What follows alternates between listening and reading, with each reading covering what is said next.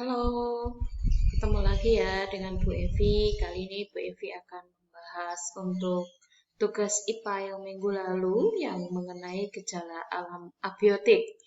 Nah, minggu lalu sebenarnya versi videonya adalah PPT seperti ini. Bu Evi akan membahas untuk tugasnya satu persatu. Untuk soal nomor 1, sebutkan dan jelaskan proses pembentukan tanah. Jadi kalian itu menyebutkan proses pembentukan tanah itu ada berapa tahap. Tahap 1 itu apa, tahap 2 itu apa. Itu kalau kamu melihat dari buku cetak kalian ada di halaman 26. Jadi di halaman 26 itu ada proses pembentukan tanah. Ada tahap pertama pembentukan tanah adalah akumulasi lapisan bahan induk, bla bla bla, yang disebut dengan regolit. Kemudian yang kedua adalah pembentukan lapisan tanah paling atas yang merupakan hasil dari penambahan air, udara, makhluk hidup, dan bahan organik. Hasil pembusukan jasad makhluk hidup yang telah mati atau yang disebut humus. Jadi sebenarnya dari tugas minggu lalu, kalian itu nggak perlu mencari dari internet loh. Tapi semuanya ada di buku cetak. Karena Bu Evi hanya memanfaatkan apa yang sudah kalian dapatkan dari sekolah, yaitu buku cetak IPA. Itu dipinjamkan gratis kan? Kalian nggak bayar. Ya, jadi nomor 1 itu ada halaman di halaman 26. Jadi kalau ada yang masih salah, kok nilainya di bawah 80 atau nilainya jelek, berarti nomor 1 kalau nggak sesuai, berarti tolong diperbaiki. Kemudian yang kedua itu cuman sebutkan faktor utama yang mempengaruhi pembentukan tanah. Sebutkan, hanya menyebutkan itu berarti 1 apa, 2 apa, 3 apa, kayak gitu ya.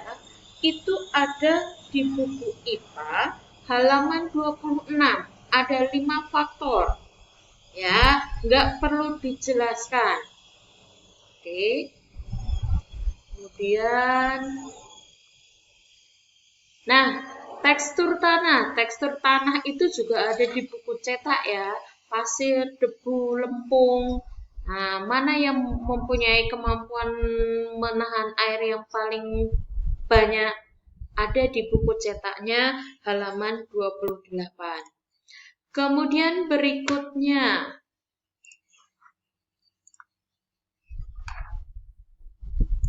batuan, air. Nah, 4 manfaat nih. Oke, ini rata-rata sudah benar semua bahkan ya. Kemudian yang mana lagi? 4. Yang keempat, faktor-faktor yang mempengaruhi banyaknya panas matahari yang diterima oleh bumi. Itu di buku cetak ada di halaman 32. Hanya menyebutkan ada 4. Lamanya penyinaran matahari, kemiringan sinar matahari, keadaan permukaan bumi, dan yang keempat adalah keadaan awan. Kemudian nomor 5, sebutkan dan jelaskan bentuk-bentuk awan. Ini ada di halaman 33. Itu jelas banget. Berdasarkan bentuknya, awan ada 3. Berbentuk ini, berbentuk itu, berbentuk ya. Tuh. Kemudian nomor 6. Oke, benar semua. Kemudian lanjut. Perbedaan cuaca dan iklim. Rata-rata menyebutkan pengertian cuaca itu apa?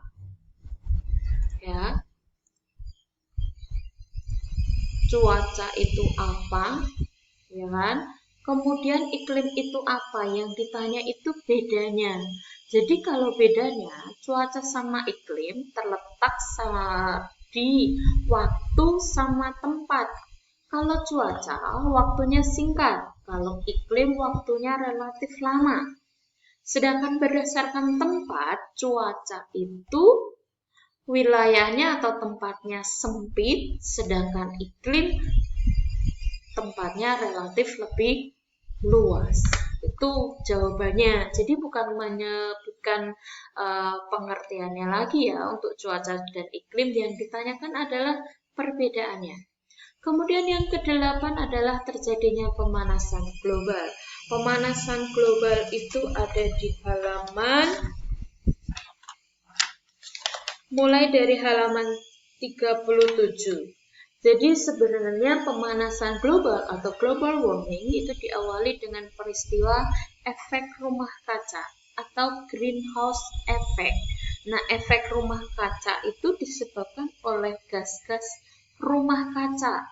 Salah satunya adalah CFC, kemudian CO2. Nah, gas-gas rumah kaca tersebut naik ke atas, ya kan? Kemudian dia akan terperangkap di lapisan ozon, ya. Sehingga kalau sudah terperangkap, harusnya sinar mataharinya dipantulkan lagi, namun yang terjadi adalah sebaliknya. Karena terperangkap, dia dipantulkan lagi, sehingga di bumi suhunya menjadi semakin panas. Oke, jadi itu pembahasan dari tugas. Tolong dicermati sehingga nanti di ulangan nanti kalian nilainya sempurna, nilainya 100. Oke, selamat belajar dan semangat mengikuti ulangan.